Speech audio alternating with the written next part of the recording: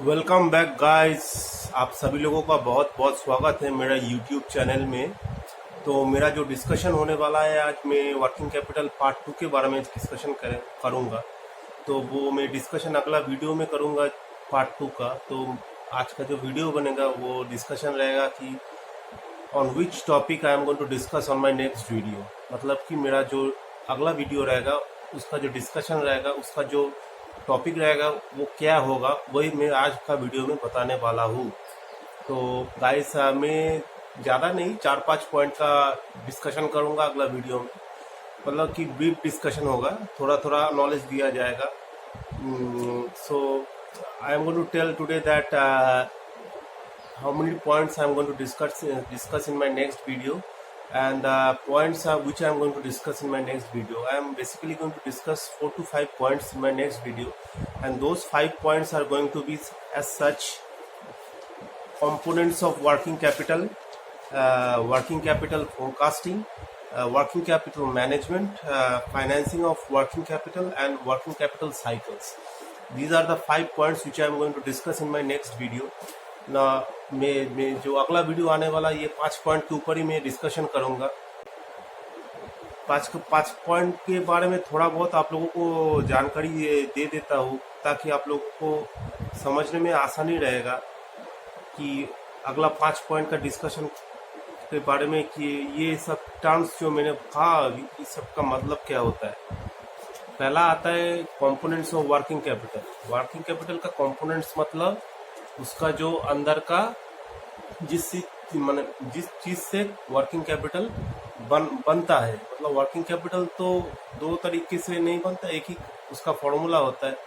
तो जो फॉर्मूला होता है current asset minus current liabilities, यही एक मेन फॉर्मूला होता है वर्किंग कैपिटल। अगर करंट एसेट, अगर करंट लाइबिलिटीज़ अगर बिजनेस में नहीं है तो वर्किंग कैपिटल भी नहीं लगेगा बिजनेस में, तो उसका भी कोई ज़रूरत नहीं होगा। वर्किंग कैपिटल कब लगता है? जब वर्किंग कैपिटल लगता है जबकि बिजनेस को करंट एसेट करना है, करंट लाइबिलिटी भी क्रिएट होता है इसके लिए। करंट एसेट मतलब जो एसेट 1 साल के अंदर निकल जाता है, मतलब 1 साल तक वो एसेट रहता है, और 1 साल से ज़्यादा रह गया तो उसको करंट एसेट नहीं कहा जाएगा, उसको कहा जाएगा कि फिक्स्ड एसेट। करंट एसेट जो शॉर्ट टर्म के लिए होता है उसी को करंट एसेट कहा जाता है। जैसे कि फॉर एग्जाम्पल करंट एसेट होता है रॉ मटेरियल्स। जो रॉ मटेरियल्स हम परचेस करते हैं मार्केट से, वो शॉर्ट टर्म के लिए होता है। वो हम लोग यूटिलाइज करते हैं प्रोडक्शन के पर्पस से। तो वो प्रोडक्शन के होने के बाद वो फिनिश गुड्स होके हम लोग उसको सेल कर देते हैं, तो मार्केट में हम लोग उसको बेच देते हैं। तो वो 1 साल के अंदर ही वो प्रोसेस हो जाता है, वो 1 साल के बाद निकल जाता है बिजनेस से, तो उसी को हम लोग करंट एसेट कहेंगे। Next example is like debtors. Debtors मतलब कस्टमर्स, जिससे हम लोग को माल बेचा है, जो हम लोगों को पैसे देगा, मतलब जिसके पास उधारी है, तो उसको हम लोग करंट एसेट कहेंगे। 1 साल के अंदर हम लोगों का पैसा चुका देना पड़ता है डेटर्स लोगों को, तो within 1 year they have to pay our dues. So current debtors are also known as current assets. Like that many other current assets are available such as stocks.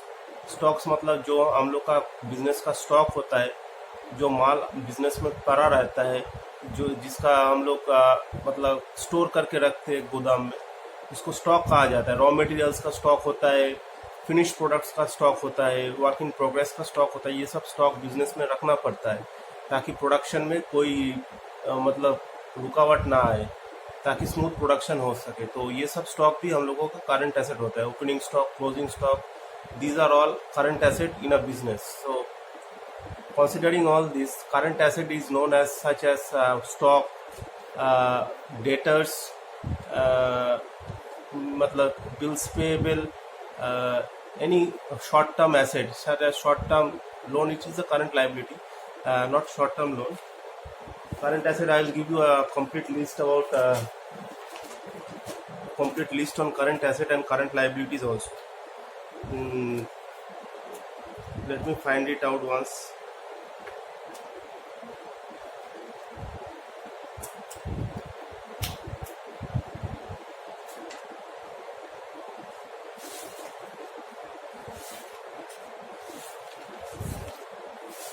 Current asset and current liabilities components. stock of or inventories, raw material, work in progress, consumable and spares, finished goods, these are all current asset. finished goods भी हम लोग का current asset होता है, raw material current asset होता है, work in progress current asset होता है, मैंने जो कहा अभी अभी अभी को आप सभी को. sundry debtors मतलब कि customers, bills receivable, short term loans and advances, जो short term loans and advances लिया है वो भी करंट एसेट में अंदर आता है. प्रीपेड एक्सपेंसेस, अगर कोई एक्सपेंस हम लोग पहले से दे चुके हैं उसको हम लोग कहेंगे current asset. Cash at bank, cash in hand, bank में जो पैसा पड़ा रहता है बिजनेस का, हाथ में जो बिजनेस के अंदर जो मालिक के हाथ में जो पैसा होता है एक्सपेंसेस करने के लिए, वो सब करंट एसेट के अंदर आता है. तो ये सब मेरा करंट एसेट का लिस्ट है. अब आएगा करंट लायबिलिटीज. दो कंपोनेंट होता है मेनली वर्किंग कैपिटल के अंदर, एक होता है करंट एसेट और दूसरा होता है करंट लायबिलिटीज. नेक्स्ट होता है करंट लायबिलिटीज. करंट लायबिलिटीज क्या क्या होता है? करंट लायबिलिटीज मेनली होता है जो शॉर्ट टर्म पीरियड के लिए होता है, एक विद इन 1 ईयर, मतलब 1 साल के अंदर जो लाइबिलिटीज हम लोग का रहता है बिजनेस में, तो उसी को हम लोग करंट लाइबिलिटीज कहते हैं. These liabilities are liquidated within 1 accounting year. In ordinary course of business, current liabilities are usually liquidated out of current asset or funds from operations. मतलब कि करंट लाइबिलिटीज को हम लोग रीपेमेंट करते हैं current asset के हिसाब, current asset से हम लोग इसको पेमेंट करते हैं. करंट एसेट से जो हम लोगों को पैसा आता है उसी पैसे से हम लोग करंट लाइबिलिटीज को मीट करते हैं, मतलब पेमेंट करते हैं, रीपेमेंट करते हैं. अब लिस्ट होता है करंट लाइबिलिटीज का, बहुत सारा लिस्ट होता है करंट लाइबिलिटीज का. Such as sundry creditors, trade creditors, जो जिससे हम लोग माल परचेज करते हैं, जो हम लोग का होलसेलर होता है, जो हम लोग का सप्लायर होता है, उसको हम लोग सन्ड्री क्रेडिटर्स कहते हैं. So they are the current liabilities, these are the current liabilities. Such as bills payable, जिसको हम लोग बिल्स देना होता है जिसको. आउटस्टैंडिंग एक्सपेंसेस, मतलब कि जो एक्सपेंस हम लोगों को देना है आने वाले दिनों में, जो हम लोगों का ड्यू एक्सपेंस है. Short term loans and advances, deposit, this also come under current liabilities also. Short term loan and advances. Bank overdraft current liabilities होता है, बैंक का जो ओवरड्राफ्ट होता है. प्रोविजन फॉर टैक्स, टैक्स के लिए अगर कोई हम लोगों का प्रोविजन रहता है, सपोज हम लोगों को अगर अगले साल इतना टैक्स होने वाला है, सपोज 2 लाख टैक्स होने वाला है, 3 लाख टैक्स होने वाला है, उसका जो प्रोविजन हम लोग क्रिएट करके रखते हैं, अकाउंट क्रिएट करके रखते हैं, उसके लिए पैसे अलग से हटा के रखते हैं, उसको हम लोग प्रोविजन कहते हैं. तो वो प्रोविजन भी हम लोगों का करंट लाइबिलिटीज होता है. प्रोविजन मतलब नॉट हटा के रखना, बट प्रोविजन मतलब पकड़ के चलना कि ये हम लोग का एक्सपेंस होने वाला है. प्रोविजन मतलब कि हम लोग का एक इमेजिन करके रखना पड़ता है जो ये एक्सपेंस होने वाला है. और होता है प्रोपोज डिविडेंड, जो डिविडेंड हम लोग शेयर होल्डर्स को प्रपोज कर चुके हैं कि हम लोग आपको ये सब डिविडेंड अगले आने वाले साल के अंदर देने वाला है, ये सब प्रोविजन प्रपोज करके रख देते हैं. तो ये भी हम लोग का करंट लाइबिलिटीज है. Now basically we have discussed 2 components such as current asset and current liabilities, and I have said the details about these 2 components. So the next point comes to working capital forecasting. How to forecast working capital? Forecasting means how to consider what working capital is going to be needed in the future. Working capital forecasting refers to the prediction about the future requirement of working capital for certain period of time. ये हम लोगों का एक prediction रहता है कि ये मेरा अगले आने वाले सालों में कितना वर्किंग कैपिटल की ज़रूरत होता है, कितना हो सकता है, कितना में पैसे जमा करके रखना पड़ता है मुझे. ये फोरकास्टिंग के हिसाब से हम लोगों को तैयार रहना पड़ता है कि ये पैसा हम लोग को अपना बिजनेस में रखना चाहिए, ये आने वाले दिनों में ये लगेगा, अपना एक्सपेंस में ये सब प्रोविजन रखना पड़ता है, मतलब रखना चाहिए. तो ये फोरकास्टिंग कैसे बनाया जाए?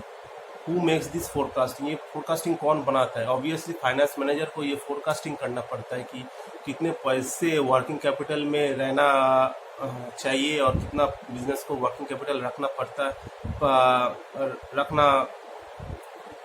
रखना पड़ेगा. It based on fair logical assumptions considering various factors like volume of production, nature of business, possibilities of inflows and outflows. An adequate amount of working capital is absolutely essential for the smooth operation of the business. ये जो forecasting होता है ना, ये forecasting हम लोग को ये फोरकास्टिंग में कैसे कितना प्रोडक्शन है, बिजनेस कितना बड़ा है, कितना प्रोडक्शन होता है इस बिजनेस में, कितना सेल होता है, कितना परचेज होता है, कितना स्टॉक रह जाता है, ये सब हम लोगों को लेके असम्पशन करके हम लोगों को एक आइडिया करना पड़ता है कि कितना वर्किंग कैपिटल रखना चाहिए बिजनेस में। तो ये फोरकास्टिंग ही जो है उसी को कहते हैं वर्किंग कैपिटल फोरकास्टिंग। ये फोरकास्टिंग करके वर्किंग कैपिटल इकट्ठा रहना चाहिए अगले आने वाले दिनों में, ताकि बिजनेस का प्रोडक्शन में कोई रुकावट ना आए और बिजनेस स्मूथ तरीके से चले आगे आने वाले दिनों में। कोई अगर बिजनेस का ऑर्डर आता है कोई, तो माल सप्लाई नहीं बंद होना चाहिए, सप्लाई स्मूथ रहना चाहिए, प्रोडक्शन स्मूथ रहना चाहिए, everything has to be very smooth in the whole process of the business, and for that working capital forecasting is very much important. It is just like an prediction for the future requirement of the working capital. कितना requirement आने वाला है future में, उसी का forecast कहा जाता है वर्किंग कैपिटल फोरकास्टिंग। इसका जो होता है ऑपरेटिंग साइकिल मेथड होता है, कैसे फोरकास्ट किया जाता है, इसका 2-3 मेथड होता है। ये मेथड होता है, पहले वाला होता है ऑपरेटिंग साइकिल मेथड, दूसरा होता है current asset current liability method, और तीसरा होता है double shift working capital method, और चौथा होता है कैश कॉस्ट मेथड। ये 4 मेथड होता है इसका। ये 4 मेथड में डिस्कशन करूंगा। उसके बाद जो पॉइंट में डिस्कशन करने वाला हूँ वो है management of working capital. Management कैसे किया जाए वर्किंग कैपिटल, तो इसका थोड़ा आइडिया दे देता हूँ कैसे मैनेज किया जाए। इसके बाद जो ये वाला पॉइंट रह चुका है कि वर्किंग कैपिटल फोरकास्टिंग का 4 मेथड होता है, वो वाला डिस्कशन, और एक है वर्किंग कैपिटल साइकिल जो लास्ट पॉइंट है, इसका भी डिस्कशन होगा शायद इस वीडियो में, नहीं तो अगले वीडियो में मैं ये डिस्कशन करूँगा, क्योंकि ये वीडियो बहुत बड़ा हो जाएगा। नहीं तो थोड़ा मैनेजमेंट ऑफ वर्किंग कैपिटल के आइडिया थोड़ा मैं दे देता हूँ आप लोगों को, ताकि आप लोगों को थोड़ा समझने में ये आसानी हो जाए, थोड़ा इजी लगे। ये चैप्टर बहुत ही इजी है, ये चैप्टर कोई खास टफ नहीं है, बहुत इजी चैप्टर है ये। अगर आप लोग ठीक से समझ के कर लिया तो बहुत मार्क्स आ सकते हैं आप लोगों का एग्जाम में। You can score a very good marks in your exam. Working capital थोड़ा कह देता हूँ मैनेजमेंट के ऊपर। वर्किंग कैपिटल में भी defined as the excess of current asset over current liabilities. Current assets are those which can be realized within short period. As I have said, current assets are known for short period within 1 year, say 12 month, and current liabilities are those which are to be paid within short period. Current liabilities भी उसी को कहा जाता है जो within 1 year हम लोग उसको पेमेंट कर देते हैं। Say within 1 year, cash, bank, sundry debtors, inventories, receivable, etc. are current assets. जैसे मैंने कहा cash in hand, cash at bank, debtors, inventories मतलब स्टॉक, बैंक रिसीवेबल्स मतलब bills receivables etcetera are current assets, while sundry creditors, outstanding expenses, bank overdraft, bills payable etcetera are current liabilities. इसको current liabilities कहा जाता है। मैंने कह दिया है, ये लिस्ट मैंने पहले ही बता दिया है आप लोगों को। Working capital is required for day to day requirement of the company. Working capital का डे टू डे जो एक्सपेंस होता है, पर डे का जो खर्चा होता है, इसी के लिए वर्किंग कैपिटल का ज़रूरत होता है। Appropriate working capital is required for day to day requirements. Appropriate mechanism of estimation of working capital are to be applied. Normally, working capital is needed for maintenance of inventories, which means stock of material work in progress, for extending credit to customers, for maintenance of comfortable cash balance. Working capital का requirement mainly होता है कि हम लोगों का जो stock मतलब कि प्रोडक्शन करके हम लोगों को रखना पड़ता है माल, ताकि जब रिक्वायरमेंट हो, जब ऑर्डर आए सप्लाई के लिए, तो हम लोग सप्लाई झटक से कर सकते हैं। तो इसी के लिए माल हम लोगों को तैयार करके रखना पड़ता है। इसके लिए हम लोगों को रॉ मटेरियल्स खरीदना पड़ता है, रॉ मटेरियल्स का स्टॉक भी करना पड़ता है, वर्किंग प्रोग्रेस का भी स्टॉक करना पड़ता है, और माल तैयार होने के बाद जो फिनिश्ड गुड्स आता है उसका भी स्टॉक हम लोगों को रखना पड़ता है। तो we need lot of money for this processes. So ये प्रोसेस जो हम लोग करते हैं, जो माल तैयार करने के लिए जो पैसे की ज़रूरत होता है, तो इसके लिए जो पैसे की ज़रूरत है, इसी को वर्किंग कैपिटल कहा जाता है। तो फॉर ये सब करने के लिए हम लोग को वर्किंग कैपिटल ज़रूरत है। और extending credit to customers, customer अगर उधार चाहता है माल बेच के, अगर कुछ दिन बाद जो पैसे देने होता है, 1 महीने बाद, विद इन 21 डेज 50 डेज जो भी है, जो एक कंपनी का अपना रूल्स होता है, तो उसके लिए भी हम लोगों को वर्किंग कैपिटल की ज़रूरत होता है। माल तो बेच दिया, मैं माल तो सप्लाई कर दिया, पर पैसा तो अभी मिला नहीं है, हम लोगों को तो मिलेगा 15-20 दिन बाद। तो ये 15-20 दिन के अंदर हम लोगों को तो और भी माल प्रोडक्शन करना है। मतलब कि जो एक सप्लाई हजार क्वांटिटीज़ का एक गुड्स हम लोग प्रोडक्शन कर लिए, वो सप्लाई हो गया। अब तो माल गोडाउन में, तो इनवेंट स्टॉक में तो मेरा और कोई नया माल नहीं है, और नया माल के लिए तो हम लोगों को प्रोडक्शन करना पड़ेगा फिर से। तो इस दौरान, मतलब ये आफ्टर सप्लाई, मतलब कि आफ्टर सेल जो प्रोडक्शन होने वाला है, उसका तो मुझे तैयारी करके रखना पड़ता है। तो माल खरीदना पड़ेगा, फिर से प्रोडक्शन करना पड़ेगा। इसके लिए भी वर्किंग कैपिटल ज़रूरत होता है। अभी तो कस्टमर से पैसा आया नहीं मेरा, तो उसके लिए पैसे की ज़रूरत होता है वर्किंग कैपिटल के। और for maintenance comfortable cash balance भी रखना पड़ता है। बैंक, कैश एट बैंक भी रखना पड़ता है, ताकि मैं salaries, wages, rents, electricity bills, ये सब पेमेंट्स कर सकूँ ठीक से, टैक्सेस पे कर सकूँ ठीक से। इसके लिए भी तो कैश की ज़रूरत होता है। स्टॉक ठीक से मेंटेन कर सकूँ, ये सब के लिए वर्किंग कैपिटल रहना बहुत ज़रूरत होता है। क्योंकि मेरा तो कैश रियलाइजेशन नहीं हो रहा है ना, I am not getting the cash hand in hand. मतलब कि पैसे तो क्रेडिट में देना पड़ता है कस्टमर को, प्रोडक्शन पहले से कर लेना पड़ता है, टैक्सेस तो पहले पेड करना पड़ता है, उसके बाद तो मेरा तो सेल होता है, उसके बाद तो पैसे आता है ना मेरे पास। तो इतना दिन कैसे चलेगा? ये तो चलेगा मेरे पास अगर पहले से पैसा है, तभी चल सकता है। तो ये पहले से जो पैसा रखना पड़ता है, इसी को वर्किंग कैपिटल मेनली इसी को कहा जाता है। अब आता है management of cash is the utmost importance in working capital management. Provide necessary cash for day-to-day operations of the business. Cash जो होता है, ये हम लोग को बहुत ज़रूरत है डे टू डे ऑपरेशंस के लिए, ये रखना पड़ता है, ताकि मुझे कुछ भी अगर ज़रूरत आ जाए बीच में, तो मेरा कुछ रुकावट ना आए बिजनेस में, स्मूथ फ्लो ऑफ बिजनेस हो सके। Total working capital requirement are met partly by credit extended by suppliers of goods and services, and remaining part is provided by the company itself.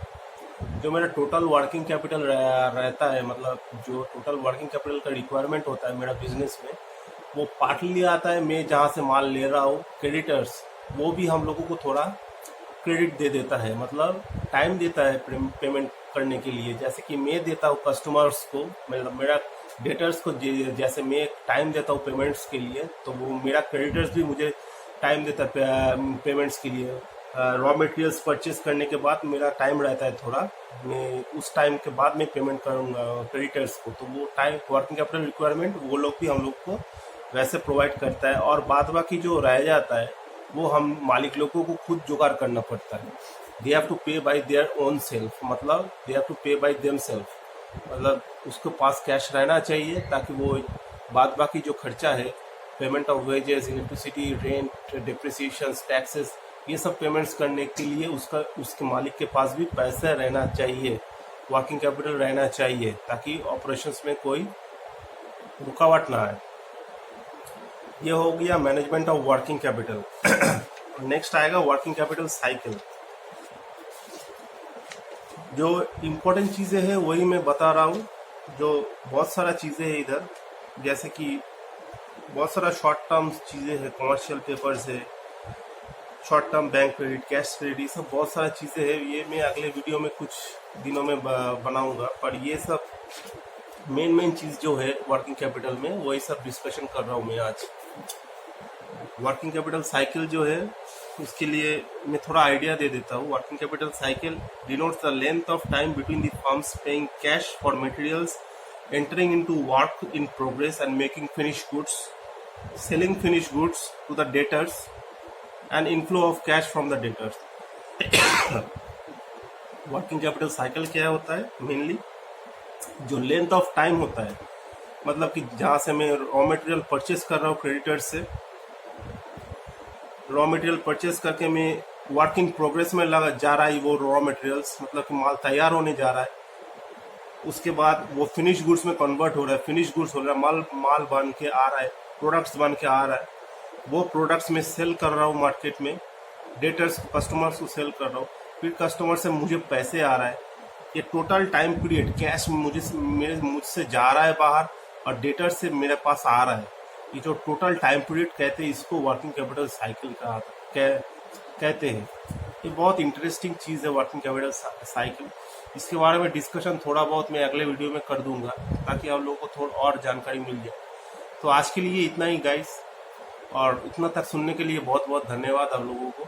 अगर कुछ प्रॉब्लम आता है कहीं पे समझने में दिक्कत हो रहा है, अगर मेरा स्पीड ज़्यादा हो रहा है, ये सब आप लोग प्लीज़ कमेंट बॉक्स में मुझे बता सकते हैं, और मुझे थोड़ा सब्सक्राइब और लाइक कीजिएगा ताकि मुझे ये अगला वीडियो लाने में थोड़ा बहुत इंटरेस्ट आए, ताकि मैं जल्दी से जल्दी अगला वीडियो ला सकूँ आप लोगों के लिए। So thank you guys for today's video, listening to my today's video for so long, and next video will be coming soon. Take care by the way.